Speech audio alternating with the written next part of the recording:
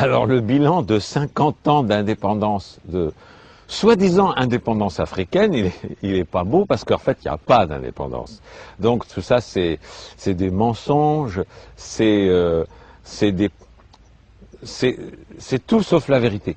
Il n'y a pas eu vraiment d'indépendance. Il y a eu un simulacre d'indépendance, mais une véritable indépendance, c'est revenir à ce qui existait avant le colonialisme. Qu'est-ce qui existait avant le colonialisme?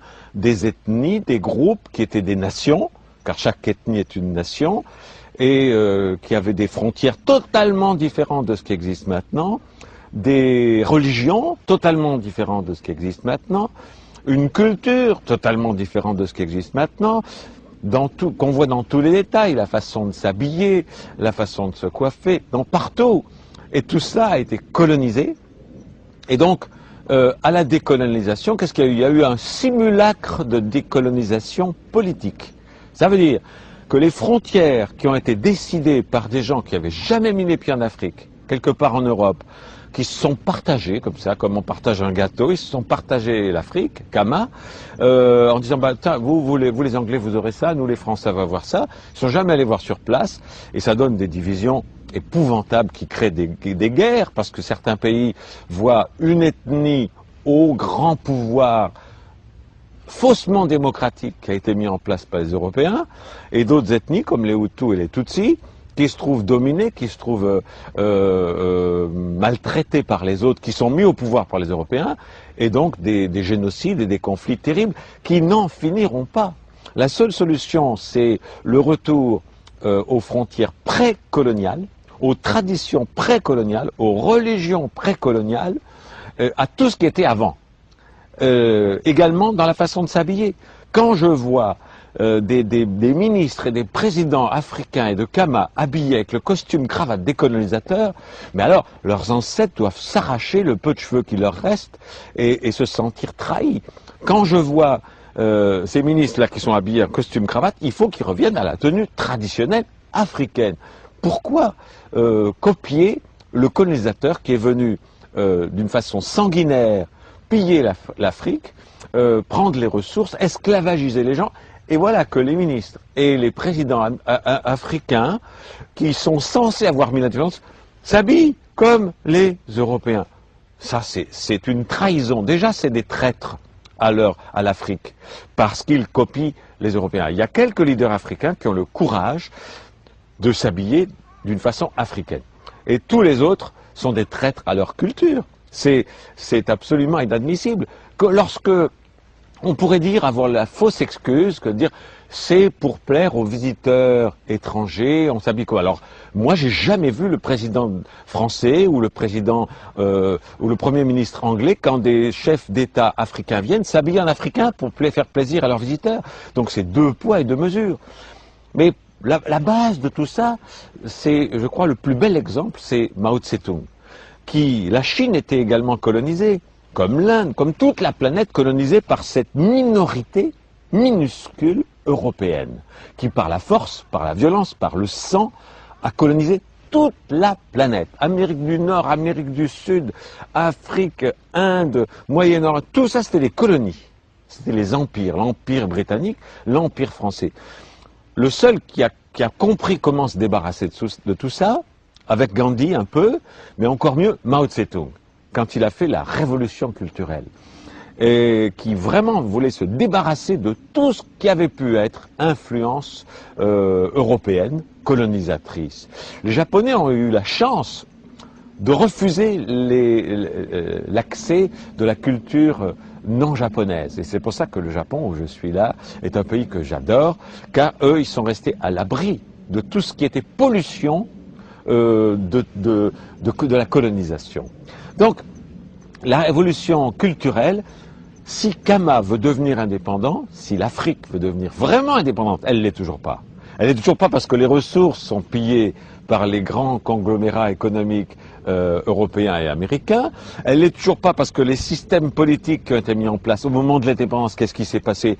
Les colons, ils ont mis en place des pouvoirs, ils ont tracé des frontières, et puis, à leur départ, ils ont mis en place des gens soi-disant élus démocratiquement, qui maintenaient les mêmes frontières, les mêmes valeurs, les mêmes...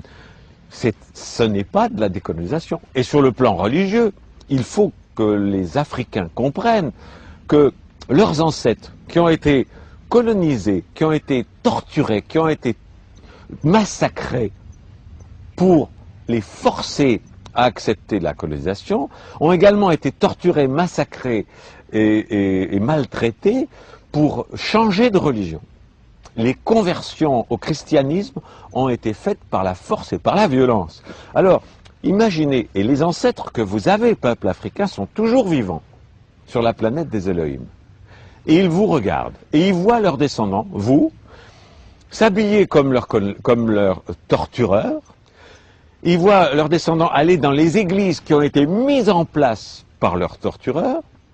Ils sont désespérés.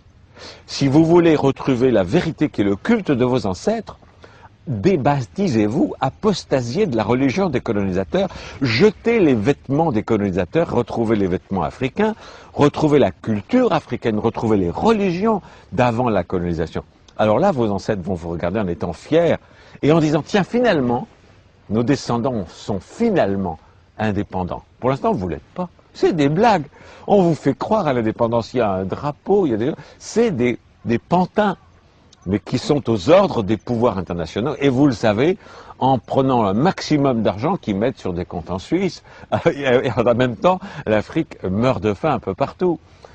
Un petit exemple. La cathédrale, la basilique de Yamoussoukro, si je me rappelle bien du nom, c'est aberrant. Il y a une Américaine qui vient de lancer une opération, c'est il y a plus de 30 ans, en disant, le Vatican, s'il est tellement concerné par les pauvres et par la faim en Afrique et ailleurs, mais qu'ils vendent le Vatican, et avec cet argent, il peut donner à manger à tout le monde. Parce que la religion chrétienne dont on vous vante les mérites et avec laquelle on vous a colonisé, a toujours dit, la pauvreté c'est beau, n'avoir rien c'est beau. Ok, faites-le vous-même. Que le pape vende tout le Vatican, c'est une ville. Et avec l'argent, il y a de quoi nourrir tous les Africains pendant plus d'un siècle. Non, ils restent dans le luxe, mais dans les églises africaines, on continue de prêcher la pauvreté, l'humilité. Et c'est des blagues, c'est la suite de la colonisation. Alors si la colonisation politique a été faite à 1%, c'est-à-dire vraiment un simulacre, si la colonisation spirituelle, elle n'a jamais été faite. La décolonisation spirituelle n'a jamais été faite. Vous continuez de singer les Européens en vous appuyant comme eux et en reniant vos valeurs et vos traditions. Vous continuez surtout, une décolonisation religieuse s'impose. Apostasiez, débaptisez-vous, envoyez massivement des lettres aux églises en disant je renie le baptême, je retourne à la religion de mes ancêtres pour qu'ils soient fiers de moi. Voilà. Alors la décolonisation de l'Afrique, c'est 50 ans de perdu, mais il n'est pas trop tard pour commencer. Il n'est pas trop tard pour commencer. Et les meilleurs alliés, j'ai un projet, moi, je trouve que le projet, il est en train de se mettre en place, des États-Unis d'Afrique, des Royaumes unis d'Afrique, car il faut revenir aux groupes ethniques, aux nations ethniques originelles, qui se fédèrent dans une Europe unie, comme les Européens le font, dans une Europe unie, dans une Afrique unie, un Kama uni, les royaumes unis de Kama. Et tous les pantins mis en place par l'Europe sous forme de grands États avec des présidents et des ministres disparaissent pour laisser place aux royaumes originels avec des rois, avec des ministres qui prenaient soin de leur peuple, de leur groupe ethnique.